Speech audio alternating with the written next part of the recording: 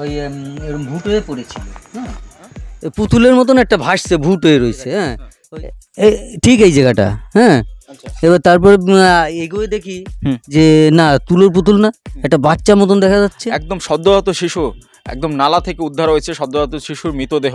একদম এই হাবড়া শ্রীনগর এলাকার অর্থাৎ হাবড়া পৌরসভার 11 নম্বর ওয়ার্ডের একটি নালা থেকে কিন্তু একদম একদিকে যেরকম রয়েছে রেল লাইন, অন্যদিকে 11 নম্বর ওয়ার্ডের সেখানে কিন্তু ঘিঞ্জি বাড়ি বলা চলে, তার পাশেই রয়েছে এই নালা। আমার ক্যামেরা পার্সন বন্ধুকে একটু দেখাতে বলবো।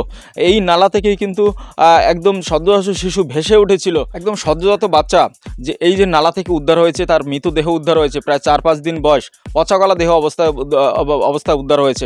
একদম সরাসরি যিনি প্রথমে দেখেছিলেন তার কাছে জানতে চাইব, দাদা আপনি কি করছিলেন? একদম বাড়ির পাশেই তো, আমাদের যদি একটু দেখান যে কি করছিলেন প্রথমে এবং কিভাবে জানতে পারলেন? আমি প্রথমে এই যে পাইপলাইনের কাজটা করতেছি। হ্যাঁ, পাইপলাইনের কাজটা করতে করতে বাড়ির পিছনে, হ্যাঁ বাড়ির পিছনে, এবার করতে করতে এদিকে এসছি, এই ইটগুলো সরালাম।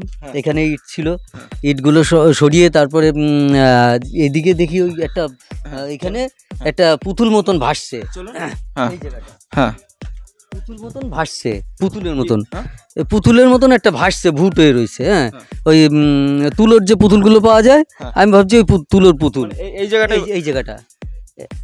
ঠিক এই জায়গাটা। হ্যাঁ, এবার তারপরে এগোয়ে দেখি যে না, তুলোর পুতুল না, একটা বাচ্চা মতন দেখা যাচ্ছে। তখন আমার ওই দিদিকে ডেকে নিয়ে আসলাম যে এটা তো পুলিশ কেস হবে নিশ্চয়ই, আর পুলিশকেই ফোন করতে হবে, আমরা তো কিছু করতে পারবো না, ধরতে পারবো না। যার মতো কাজে ছিলাম, তা আমরা এখান থেকে খবর পেলাম যে এরকম পাওয়া গেছে।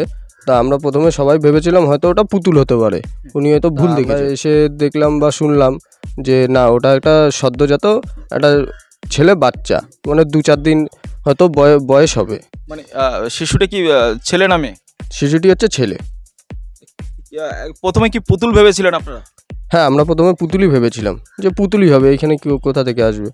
এই নালায় তো কোনো জোয়ার ভাটা খেলে না? না, এই নালায় কোনো জোয়ার ভাটা হয় না, শুধু আমাদের এটা জল নিকাশি ব্যবস্থার জন্য করা হয়েছে।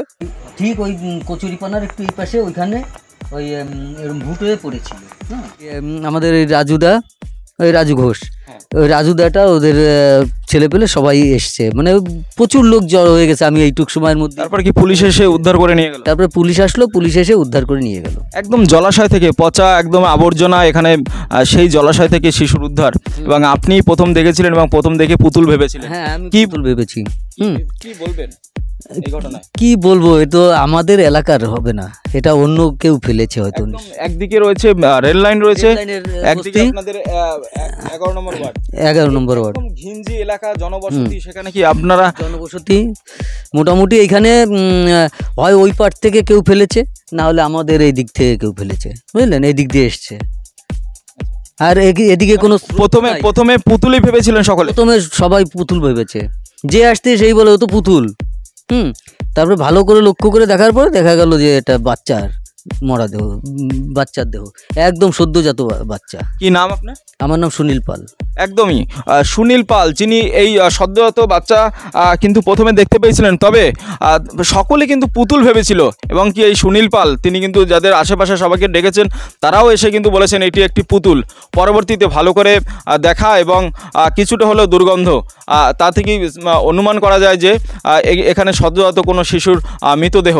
তারপরে পুলিশকে খবর দেওয়া হয় এবং পুলিশ এসে মৃতদেহ উদ্ধার করে নিয়ে যায়। তবে প্রশ্ন তুলছেন স্থানীয়রাও যে কিভাবে এখানে শিশু এলো, আশেপাশের এই শিশু হবে না, হয়তোবা অন্যত্র থেকে কেউ এসে ফেলে দিয়ে গেছে। তবে এই শিশু কোথার, এটাই এখন প্রশ্নের। ইতিমধ্যেই একটি অস্বাভাবিক মৃত্যুর মামলা রুজু করে পুলিশ তদন্ত শুরু করেছে হাবড়া থানার পুলিশ। ময়নাতদন্তের জন্য বারাসাত হাসপাতাল মর্গেও পাঠানো হবে শিশুর দেহ। হাবড়া থেকে উজ্জ্বল শিকদারের রিপোর্ট, বঙ্গবাণী নিউজ।